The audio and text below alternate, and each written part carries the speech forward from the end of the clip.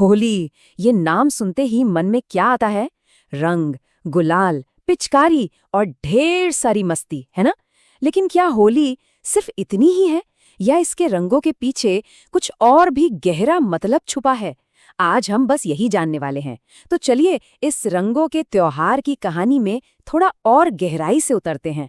तो आज हम क्या-क्या जानने वाले हैं? सबसे पहले तो भई होली है क्या? फिर जानेंगे इसके पीछे की कहानियों के बारे में। देखेंगे कि भारत में ही इसके कितने अलग-अलग रूप हैं। इसके गहरे मतलब को भी समझेंगे। और आखिर में देखेंगे कि ये त्योहार अब पूरी दुनिया में कैसे छा गया है।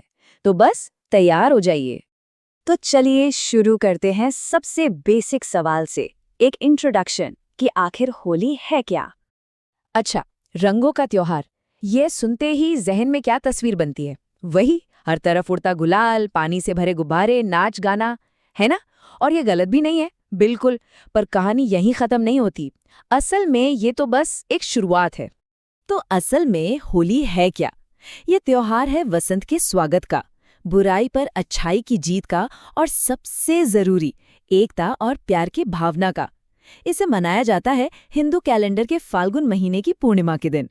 तो मतलब साफ है, ये सिर्फ एक रंगीन पार्टी नहीं है, इसके पीछे का मतलब कहीं ज्यादा गहरा है। तो ठीक है, मतलब तो समझ आ गया, पर सवाल ये है कि ये सब मनाया क्यों जाता है?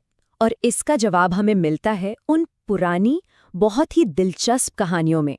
ये वो कहानियां हैं जो आज भी होलिका दहन की आग में जिंदा हो उठती हैं। चलिए उन्हीं कहानियों में झांकते हैं।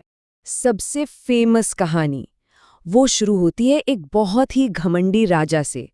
उसका एक बेटा था जो भगवान का बहुत बड़ा भक्त था, और फिर एक भयानक साजिश रची गई। यही वो कहानी है जो बताती है कि होली से ठीक एक रात पहले वो बड़ी सी आग क्यों जलाई जाती है। तो कहानी कुछ यूं है कि एक राजा था, हिरण्यकश्यप। उसे एक वरदान मिला हुआ था कि उसे मारना लगभग नामुमकिन था। बस इसी बात का उसे घमंड हो गया और वो खुद को ही भगवान समझने लगा। लेकिन उसका बेटा प्रहलाद, वो तो भगवान विष्णु का पक्का भक्त था, और ये बात राजा को बिल्कुल पसंद नहीं थी। तो उसने अपने ही बेटे को मारने के लिए एक खतरनाक प्लान बनाया। उसने अपनी बहन होलिका को बुलाया, जिसे वरदान था कि आग उसे जला नहीं सकती। प्लान ये था कि होलिका प्रहलाद को गोद में लेकर आग में बैठ जाएगी। पर हुआ क्या? हुआ बिल्कुल उल्टा। होलिका, जिसने अपनी शक्ति का गलत इस्तेमाल किया, वो तो जलकर राख हो गई, और प्रहलाद अपनी भक्ति की वजह से बिल्कुल सुरक्षित बाहर आ गया। यही है बुराई पर अच्छाई की जीत। पर रुकिए, कहानी सिर्फ प्रहलाद की ही नहीं है। होली से जुड़ी और भी कई कथाएं हैं, जैसे कि कामदेव की कहानी, जिन्हें शिव जी ने गुस्से में भस्म कर दिया था, पर बाद में उन्हें सच्चे प्रेम के रूप में फिर से जिंदा किया। एक और कहानी है ढूंढी नाम की राक्षसी की। कहते हैं वो बच्चों को बहुत तंग करती थी, और उसे बच्चों ने मिलकर अपने शोर और हुड़दंग से भगा दिया था। और हाँ, कान्हा को कैसे भूल सकते हैं। नन्हे कृष्ण ने जब राक्षसी पूतना को मारा था, तो उसकी खुशी में भी ये त्योहार मनाया गया। तो मतलब आप देखिए, हर कहानी का सार एक ही है, बुराई का अंत और अच्छाई की जीत। और यही बात सबसे मजेदार है कि एक त्योहार, एक आइडिया, और पूरे भारत में इसे मनाने की इतने अलग-अलग, इतने अनोखे तरीके हैं। भारत की होली के कई चेहरे हैं, और हर चेहरा अपने आप में खास है। चलिए भारत के कुछ अलग-अलग कोनों में चलते हैं। जैसे उत्तर प्रदेश में होती है लठमार होली। यहाँ औरतें मजाक-मजाक में पुरुषों पर लाठियां बरसाती हैं। जबरदस्त। वहीं पश्चिम बंगाल में इसे डोल पूर्णिमा कहते हैं, जहां राधा कृष्ण की सुंदर झांकियां निकलती हैं। मणिपुर में तो ये त्योहार याओसांग के नाम से पूरे 7 दिन चलता है। सोचिए, 7 दिन। और सिख समुदाय इसे होला मोहल्ला के रूप में मनाता है, जिसमें वो अपनी मार्शल आर्ट स्किल्स दिखाते हैं। मतलब एक त्योहार और कितने सारे रूप। कमाल है ना? वैसे ये जो लठमार होली है ना, इसके पीछे की कहानी भी बड़ी मजेदार है। कहते हैं कि कान्हा अपने ग्वाल बालों के साथ नंदगांव से बरसाना पहुंच जाते थे, राधा और उनकी सहेलियों को छेड़ने। और फिर क्या, गोपियां उन्हें लाठियों से दौड़ाती थीं। बस आज भी उसी प्यार भरी छेड़छाड़ को एक परंपरा के तौर पर निभाया जाता है।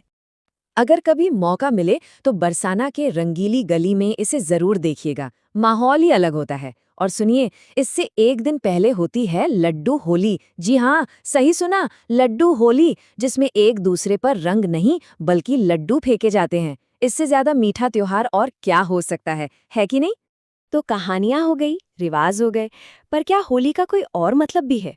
क्या इसका हमारी जिंदगी, प्रकृति या फिर साइंस से कोई लेना देना है? चलिए अब इस त्योहार के इस पहलू को भी समझते हैं। देखिए, एक तरफ तो ये किसानों का त्योहार है। इस समय तक रबी की फसल मतलब गेहूं, चना, सरसों ये सब पककर तैयार हो जाती है। तो किसान अपनी पहली पैदावार को आग में चढ़ाकर एक तरह से नेचर को थैंक यू बोलते हैं। और दूसरी तरफ इसका एक साइंटिफिक एंगल भी है।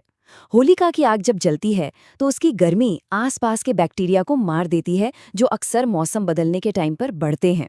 और तो और ये जो रंगों से खेलना, नाचना, गाना है ना, ये सर्दियों की सुस्ती को भगाकर बॉडी में एक नई एनर्जी भर देता है ना? कमाल की बात। अब बात करते हैं उस होली की जिसने सारी सरहदें पार कर ली हैं। चलिए देखते हैं कि कैसे भारत का ये त्योहार अब एक ग्लोबल फिनोमिनन बन चुका है।